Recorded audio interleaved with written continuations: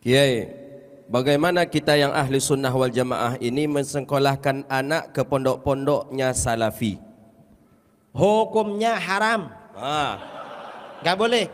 Pertegas lagi Kiai. Jadi menyekolahkan anak-anak ke lembaga-lembaga di luar ahlus sunnah wal jamaah itu hukumnya haram. Mengapa? Berarti nanti menyerahkan anaknya untuk menjadi pengikut aliran sesat, menjadi pengikut aliran tidak benar. Karenanya segera bertaubat, cabut dan pindah ke sekolah ahlus sunnah wal jamaah. Kita ini ya, selain wajib menjaga kesehatan anak, orang tua itu wajib menjaga kesehatannya, wajib menjaga baik kesehatan fisik ya maupun kesehatan rohani, wajib ngasih makanan yang halal pada anaknya, juga wajib memberikan ajaran yang halal, yaitu ajaran ahlus sunnah wal jamaah. Gak boleh memasukkan ke otaknya ajaran yang tidak halal, yaitu ajaran di luar ahlus sunnah wal jamaah, termasuk ajaran Wahabi. Ini kebetulan ya, guru kita semua Ustadz Abdul Somad juga Ustadz Al-Nuf mendirikan pondok di Palas ya, Pondok Nurul Azhar, dan kami dengan orang-orang Riau juga mendirikan pondok Al-Hujjah di Karya Bakti, di Cipta Karya ini pondok ahlus sunnah wal jamaah. Jadi gak perlu bingung-bingung, lulus sekolah dasar masukkan sana. Kemudian tadi Ustadz siapa bikin pondok juga, Ustadz Hasbullah bikin pondok juga As-Sakinah di Kampar, di mana-mana ada.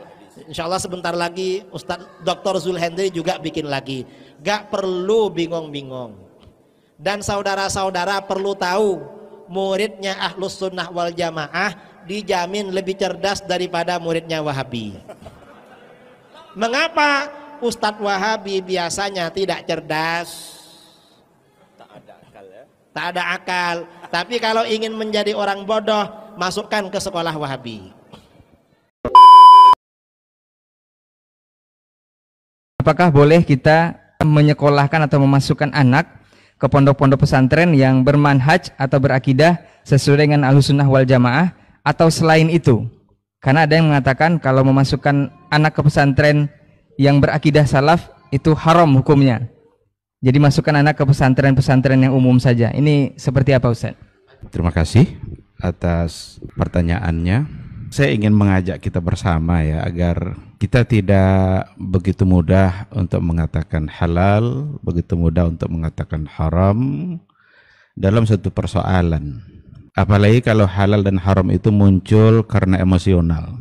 Sesuatu yang mungkin karena ada terjadi perdebatan-perdebatan dengan orang lain, lalu tidak suka dengan lawan berdebatnya, lalu kemudian dibuatkan hukum haram untuk sesuatu yang itu tidak pasti haram. Ini semua akan dipertanggungjawabkan di hadapan Allah Subhanahu wa ta'ala. Tapi saya yakin masyarakat sudah cerdas. Masyarakat sudah akan bisa menilai, karena selama ini mereka juga sudah mengetahui dan sudah semakin banyak orang tahu mana yang hak, mana yang batil. Oleh karena itu tidak terlalu mudah juga mempengaruhi orang dengan mengatakan bahwa ini haram, lalu itu akan membuat orang tidak lagi mengantarkan anaknya sekolah ke apa yang tadi dikatakan haram. Jangan-jangan yang dikatakan haram itu yang halal. Dan biar masyarakat yang menilai. Saya hanya ingin mengajak kita untuk menjaga lidah kita, karena wa ma yalfizu min qaulin illa ladaihi raqibun atid. Tidak ada satu pun lafaz yang kita ucapkan kecuali ada raqib dan atid yang akan mencatatnya. Kalau ternyata kata haram itu muncul didasari oleh hati yang dengki, hati yang hasad, itu akan dicatat. Ini dosa, ini dicatat pula sama malaikat.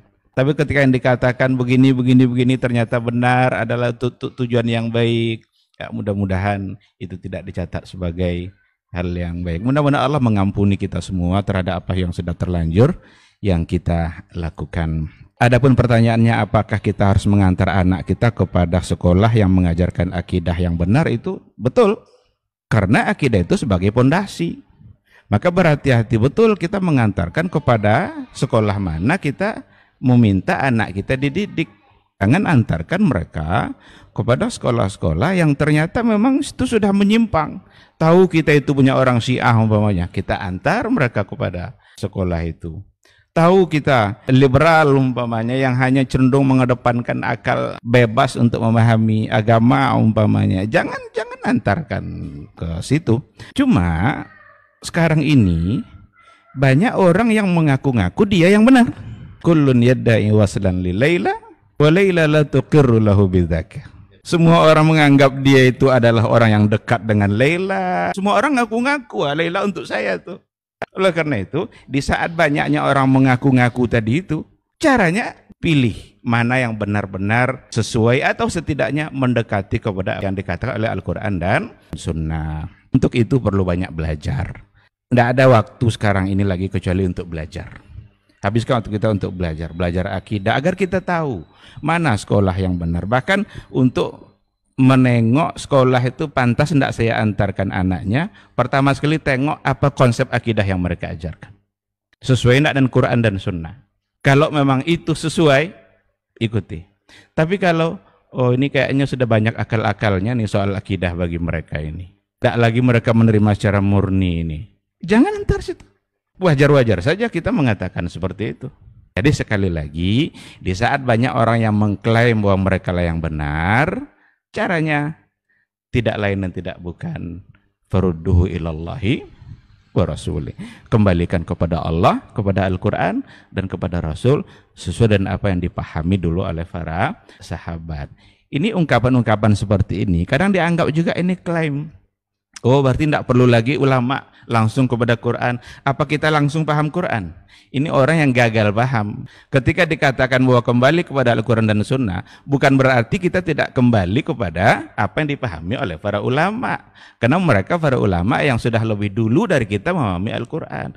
Ada hal-hal yang mendasar sebenarnya dalam persoalan ini yang perlu kita dalami secara baik ya.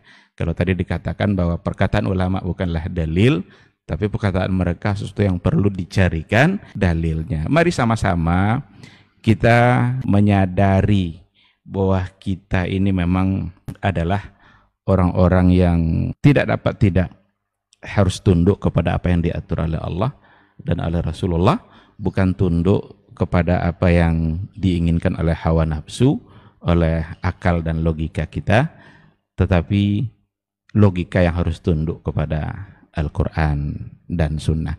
Dan ini bukan pula berarti bahwa kita tidak memerlukan akal. Jadi ketika dikatakan umpamanya jangan gunakan kaidah-kaidah akal dalam memahami Rabb. Oh, kalau gitu tidak perlu akal. Ini lagi-lagi gagal. Jadi banyak kali gagal paham yang terjadi pada zaman sekarang ini ketika kita semakin jauh dari Al-Quran dan Sunnah Rasulullah Sallallahu Alaihi Wasallam. Saya kira itu. Terima kasih.